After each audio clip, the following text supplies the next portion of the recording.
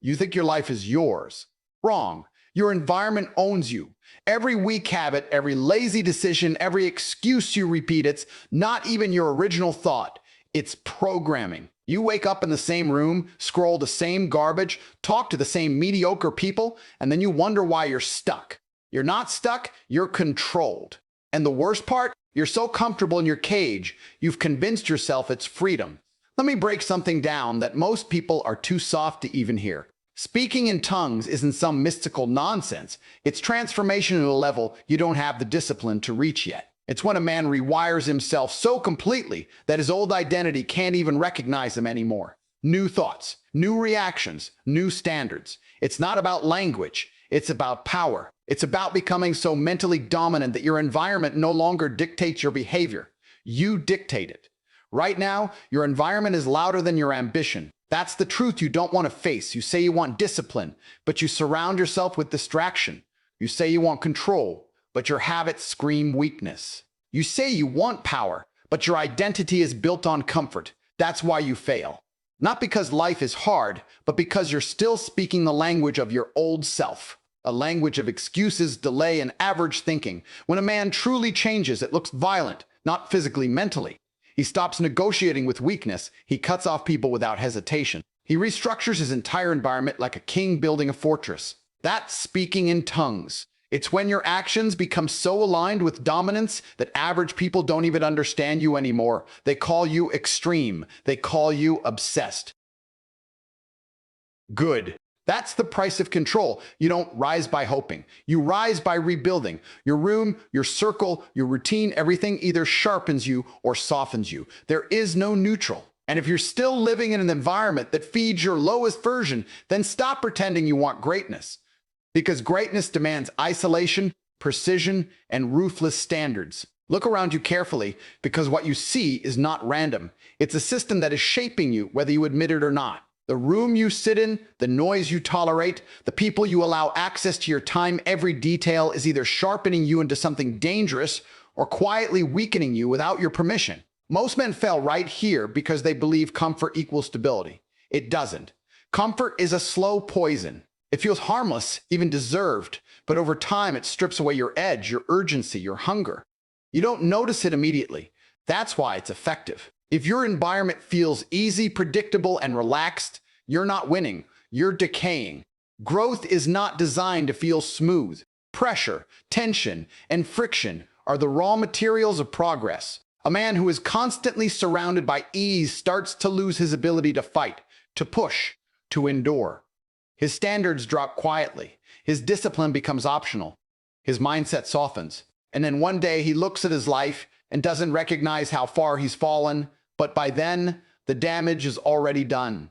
You don't rise to your goals. That's a lie people repeat because it sounds inspiring. You fall to your environment every single time. If your space is filled with distractions, you will be distracted. If your circle is average, your thinking will become average. If your daily routine is built around convenience, your results will reflect that. It's not about motivation. It's about exposure. What you see repeatedly becomes normal. What becomes normal defines your standards. And your standards dictate your entire life. Pay attention to how subtle it is. A messy room doesn't just represent disorder, it creates it in your mind. Constant noise doesn't just fill silence, it destroys focus. Weak conversations don't just waste time, they reshape how you think. These aren't small things. These are inputs. And inputs control outputs with ruthless accuracy. You cannot consume weakness daily and expect to perform with strength. That's delusion. Strong men understand this at a level most people never reach. They don't leave their environment to chance. They design it with intention. Every object, every routine, every interaction has a purpose. There is no excess, no clutter, no unnecessary influence. Their environment reflects their standard, and their standard is non-negotiable. That's why they move differently. That's why they think differently. They've eliminated the friction that weakens them and replaced it with pressure that forces growth. Now compare that to the average man. He wakes up in chaos, scrolls through garbage, listens to opinions from people who have achieved nothing, and then expects to perform at a high level. That's not ambition, that's self-sabotage disguised as effort. You cannot build discipline inside a system that rewards distraction. It doesn't work. It never has. There's a brutal truth most people avoid. If you're not actively controlling your environment, it is actively controlling you. There is no middle ground. Every second you spend in a weak setting reinforces weak behavior. Every compromise you make lowers your standard. And once your standard drops, everything else follows your focus, your energy, your results. A powerful environment feels different. It demands more from you. It exposes your weaknesses. It doesn't let you hide. That's why most people avoid it. They would rather stay comfortable than be forced to confront their limitations. But the men who actually win, they choose discomfort on purpose. They step into environments that challenge them, stretch them, and sometimes even break them because they understand something most people don't. Pressure doesn't destroy you, it reveals you. You don't need more time, you don't need more motivation. You need to stop lying to yourself about what's around you. Because the reality is simple and unforgiving. Your environment is either building you into someone formidable or quietly turning you into someone forgettable. And it's happening right now, whether you're paying attention or not. You keep telling yourself you need more discipline, like it's some hidden switch in your brain that hasn't been activated yet. That's not the problem. The problem is you built a life that makes discipline almost impossible to execute. You're trying to act like a focused, high-performance individual while sitting in an environment engineered for distraction, comfort, and inconsistency. That's not ambition, that's contradiction. Discipline is not a personality trait. It's a structural outcome. It's the natural byproduct of a system that leaves you no room to fail. When your environment is aligned correctly, discipline stops feeling like a fight and starts becoming automatic. But right now, everything around you is working against you. Your phone is within reach, your schedule is undefined, your space is unorganized, and your expectations are vague. You don't lack discipline.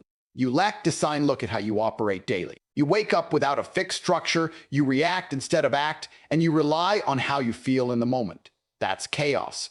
And chaos destroys discipline every single time. You cannot expect consistency from a system that is built on randomness. Discipline thrives on clarity, repetition, and control. Without those elements, you're just guessing your way through the day and hoping you somehow stay focused. That's not how high-level performance works. You need to understand something most people ignore. Willpower is unreliable. It fluctuates. It weakens under pressure. It disappears when you're tired, stressed, or distracted. If your entire plan depends on willpower, you've already lost. Strong individuals don't rely on willpower. They eliminate the need for it. They create environments where the right action is the easiest action and the wrong action is difficult, inconvenient, or completely removed. That means you don't keep distractions close and hope you ignore them. You remove them entirely. You don't rely on motivation to start your work. You build a routine that forces you into action at a specific time, every time. You don't leave your day open to interpretation. You define it with precision. Discipline is not about resisting temptation, it's about making temptation irrelevant. Consider how small changes completely shift behavior. A clean, organized workspace reduces mental resistance. A fixed schedule removes decision fatigue. A limited set of priorities eliminates confusion. These aren't minor adjustments. They are foundational controls. They create a system where discipline becomes the default, not the exception. Without them, you're constantly fighting yourself, and that fight drains your energy before you even begin. Most people underestimate how much friction matters. If something is easy to access, you will use it. If something is slightly inconvenient, you will avoid it. That's human nature. High performers exploit this reality. They design their environment so that productive actions are frictionless and destructive habits require effort. That's how consistency is built, not through motivation, but through intelligent design. Now look at the alternative. A man who refuses to control his environment ends up controlled by it. He reacts to notifications, distractions, and impulses all day long. He starts things and doesn't finish them. He makes promises to himself and breaks them repeatedly. Over time, that pattern destroys his self-respect. And once self-respect is gone, discipline becomes nearly impossible because he no longer trusts himself to follow through. This is where most people collapse. They think they need more effort, more pressure, more intensity. They don't. They need structure. They need a system that removes chaos and replaces it with order. Because discipline is not about pushing harder, it's about making the path so clear that there is no alternative. When your environment is built correctly, everything changes. You don't waste time deciding what to do, you execute. You don't argue with yourself, you move. Your actions become consistent because your system is consistent. That's the real secret. Discipline is not something you chase, it's something you engineer. You say you want to change, but you're still recognizable. That's the problem. The way you think, the way you react, the way you spend your time, it all looks familiar, predictable, safe, and that means nothing is actually shifted. Real transformation is not subtle. It doesn't blend in. It disrupts everything about who you used to be. If people around you still feel comfortable with your habits, your mindset, your behavior, then you haven't evolved. You've just made minor adjustments and called it growth. Speaking in tongues at its core is not about language. It's about identity rupture. It's when a man changes so completely that his past self would feel like a stranger standing in front of him. His standards rise to a level where his old habits become unacceptable. His tolerance for weakness disappears. His internal dialogue shifts from negotiation to command. This is not surface-level improvement. This is a full psychological rebuild. Most men avoid this level of change because it's uncomfortable in a way they're not prepared for. It forces you to abandon patterns that once defined you. The routines that felt normal start to feel like limitations. The people you used to relate to no longer align with where you're going. Conversations become shallow. Environments feel restrictive, and suddenly you're alone, more often not because you failed, but because you outgrown what used to hold you in place. That's the moment where weak individuals retreat. They soften their standards to fit back into their old world. They dilute their ambition so they can be accepted again. They convince themselves that extreme change isn't necessary. But strong men go in the opposite direction. They double down. They accept the isolation. They embrace the discomfort. Because they understand something critical. You cannot become powerful while staying familiar. Your identity is built on repetition. Every action you take reinforces who you are. If you continue to operate with the same patterns, the same responses, the same excuses, then you are reinforcing the same identity, no matter what you claim you want. That's why change feels slow for most people. They are trying to build a new version of themselves while constantly feeding the old one. It doesn't work. You cannot serve two identities at the same time. A man who is serious about transformation cuts the connection completely. He doesn't negotiate with his past, he replaces it. New routines, new standards, new behaviors executed consistently until they become automatic. At first, it feels unnatural, forced, even uncomfortable. That's expected. You are literally rewiring how you operate. But over time, that new behavior becomes your default. And once it becomes your default, your identity follows. This is where the shift becomes undeniable. Your reactions change. Your tolerance for distraction disappears. Your focus sharpens. Your decisions become faster and more precise. People start to notice, not because you're trying to prove something, but because your presence is different. You don't move like them anymore. You don't think like them. You've built a level of internal control that separates you from average behavior. And here's the truth most people won't accept. If your transformation doesn't create distance between you and your old life, it's not real. Growth demands separation. It demands that you leave behind what no longer serves you, even if it once felt comfortable. That includes habits, environments, and sometimes even people. Becoming unrecognizable is not a side effect of growth that is the goal. It's proof that you've broken out of your previous limitations and built something stronger in its place. Anything less is maintenance, not transformation. And maintenance will never take you where you claim you want to go. You keep adjusting yourself to fit your environment, and then you wonder why you feel weak. That's not adaptation, that's submission. Every time you tolerate chaos, distraction, or low standards, you're sending a signal to yourself that this is acceptable. And once something becomes acceptable, it becomes permanent. That's how men lose control. Not in one dramatic moment, but through small, repeated acts of compliance with things they should have eliminated. Weak men negotiate with everything. They negotiate with their alarms in the morning. They negotiate with their workload. They negotiate with their distractions. Just 5 more minutes. I'll start later. It's not that serious. That constant negotiation is not harmless. It's a pattern of surrender. Each compromise chips away at their authority over themselves. And over time, they stop leading their lives entirely. They react, they drift, they follow whatever is easiest in the moment. Strong men don't operate like that. They don't ask their environment for permission. They impose structure on it. They set rules that are clear, direct, and non-negotiable. If something disrupts their focus, it gets removed. If something wastes their time, it gets cut.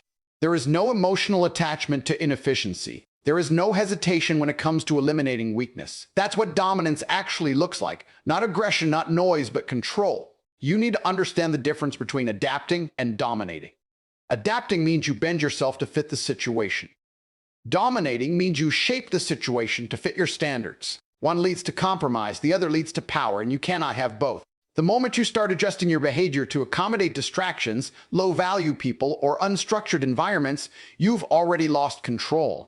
Look at your daily life. How many things are you tolerating that you know are wrong? The constant interruptions, the unnecessary conversations, the habits that drain your energy. You're aware of them, but you allow them to exist because removing them feels uncomfortable or inconvenient. That's the exact point where weakness shows up.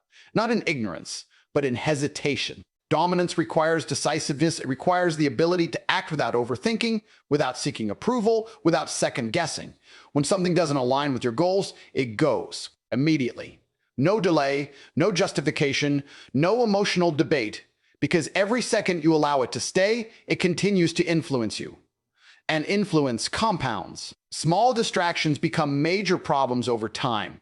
There's also a level of responsibility most people avoid. When your environment is weak, it's not an external problem, it's a reflection of your standards. You allowed it, you tolerated it, you maintained it. That's why blaming circumstances is useless. The moment you take ownership, you gain control. And with control comes the ability to change everything. Strong men build environments that demand performance. There is structure in their day, clarity in their priorities, and zero tolerance for anything that interferes with execution. They don't rely on mood or motivation. They rely on systems that enforce action. That's why they remain consistent while others fluctuate. If you're still negotiating with your environment, you're not in control. You're reacting. And reaction is the opposite of power. Power is proactive, it's deliberate, it's built on standards that do not bend under pressure. Every decision you make either reinforces your authority or weakens it. Every compromise teaches your mind that limits are flexible. And once your limits become flexible, discipline collapses. That's why strong men eliminate negotiation entirely. They replace it with execution. Clear decisions, immediate action, no hesitation. The difference is obvious when you pay attention. One man wakes up and argues with himself about what needs to be done. The other wakes up and executes without question. One is controlled by his environment. The other controls it. And that difference shows up in everything. Results, confidence, presence, and ultimately power.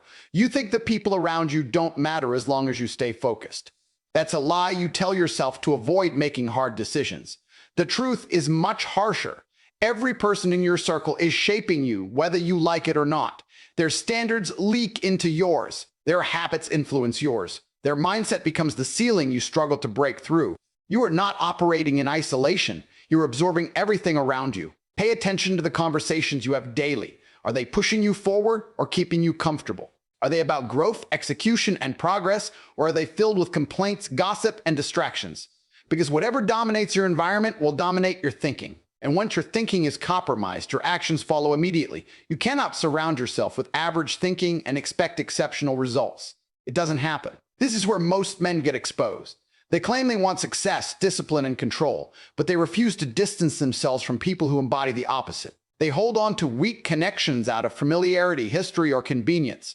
They tolerate low standards because cutting people off feels uncomfortable. But that hesitation has a cost, and the cost is your progress. Every individual around you is either sharpening your edge or dulling your blade. There is no neutral presence. Someone who lacks ambition, discipline, or focus doesn't just stay in their lane, they pull you into it, slowly, subtly, without you even noticing. You start to justify things you once rejected. You lower your expectations. You become more relaxed about your goals. Not because you decided to, but because you've been influenced. Strong men don't ignore this reality. They confront it directly. They audit their circle with brutal honesty. They don't ask, do I like this person? They ask, does this person elevate me? That's a different standard entirely. It removes emotion from the equation and replaces it with purpose, because at a high level, your environment must serve your growth, not your comfort. There's also a level of discipline required that most people avoid. You will outgrow people. That's inevitable. And when it happens, you have two choices. Reduce your standards to maintain the connection, or maintain your standards and accept the distance. Weak individuals choose the first option. They shrink themselves to fit back into environments they've already outgrown. Strong individuals choose the second. They move forward, even if it means walking alone for a period of time. That isolation is not a punishment. It's a filter. It forces you to rely on your own standards instead of external validation.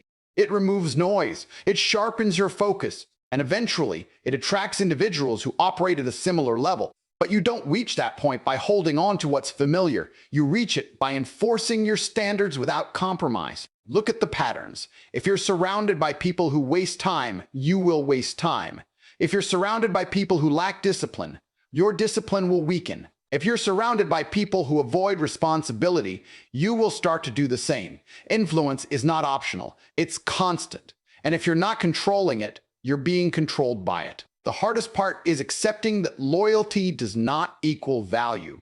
Just because someone has been in your life for a long time doesn't mean they deserve to stay there. Time is not a qualification. Impact is. And if someone's presence is not contributing to your growth, then it is subtracting from it.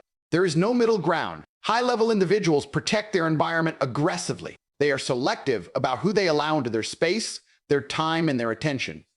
They understand that access is earned, not given, and they enforce that standard consistently, without apology. This is not about arrogance, it's about precision. It's about recognizing that your potential is too valuable to be diluted by the wrong influences. And once you fully understand that, you stop tolerating mediocrity, not just in yourself, but in everyone around you. You keep waiting to feel ready, waiting for that surge of motivation to finally push you into action. That moment isn't coming. Motivation is unstable, unreliable, and completely irrelevant if you're serious about control. It rises when things are easy and disappears the second resistance shows up. If your entire system depends on how you feel in the moment, then you don't have a system. You have a gamble. And gamblers lose more often than they win. Control is different. Control doesn't ask for permission from your emotions. It doesn't care if you're tired, distracted, or not in the mood. It operates on structure, not feeling. When a man has control, his actions are predetermined. There's no internal debate, no hesitation, no delay. He executes because the decision has already been made long before the moment arrives. That's the level most people never reach because they're addicted to comfort and constantly negotiating with themselves. Look at your daily behavior. How often do you delay something important because you don't feel like doing it? How often do you replace focused work with something easier, something more entertaining, something that requires less effort? That's not a lack of motivation. That's a lack of control. You've trained yourself to prioritize comfort over execution, and now that pattern runs automatically. Until you break that pattern, nothing changes. Control starts with eliminating variability. Your environment, your habits, your inputs, they need to be structured in a way that removes unnecessary choices. Because every choice is an opportunity to fail. Every moment you have to decide between discipline and distraction, you create friction. And over time, that friction wears you down. High-level individuals don't give themselves that option. They design their day so that the correct action is the only action available. That means your space is organized, your schedule is fixed, and your priorities are clear. There is no ambiguity. You know exactly what needs to be done and when it needs to be done, and when the time comes, you don't think, you act. That's control. It removes the emotional layer completely and replaces it with precision. You become consistent not because you're motivated, but because your system leaves no room for inconsistency. Your inputs matter just as much as your actions. What you watch, what you listen to, what you read, these things shape your mental state. If you constantly consume distractions, your mind becomes scattered. If you surround yourself with noise, your focus disappears. Control requires filtering. It requires cutting out anything that weakens your attention or lowers your standards, because once your mind is compromised, your execution follows. There's also a level of accountability that most people avoid. When you operate on motivation, failure is easy to justify. You didn't feel right. You weren't in the mood. You'll try again tomorrow. But when you operate on control, excuses don't exist. You either execute or you don't. And if you don't, it's your responsibility to fix the system immediately. Not later, not eventually, immediately. This is where discipline becomes unshakable. Not because you become stronger emotionally, but because you've removed the conditions that allow weakness to exist. You don't rely on bursts of energy or temporary inspiration. You rely on a structure that enforces action regardless of how you feel. That's why your results become predictable. That's why your performance stabilizes. Most people will never reach this level because it requires sacrifice. It requires giving up spontaneity, comfort, and the illusion of freedom that comes with doing whatever you feel like doing. But that illusion is exactly what keeps them stuck. Real freedom comes from control, the ability to direct your actions with precision every single day without deviation. When you stop chasing motivation and start building control, everything shifts. Your time becomes structured, your focus becomes sharper, your actions become consistent. And once your actions are consistent, your results are no longer random. They are engineered. So here's the reality. Change your environment or accept your limits. There is no third option. If you're not willing to walk away from comfort, you're choosing weakness. If you're not willing to become unrecognizable, you're choosing mediocrity. And if you're still waiting for motivation, you've already lost. The world doesn't respect potential. It respects transformation. Become a man who operates on a different frequency, one that weak minds can't decode. Control your environment, control your mind, control your identity, or stay exactly where you are and admit you never had the strength to rise.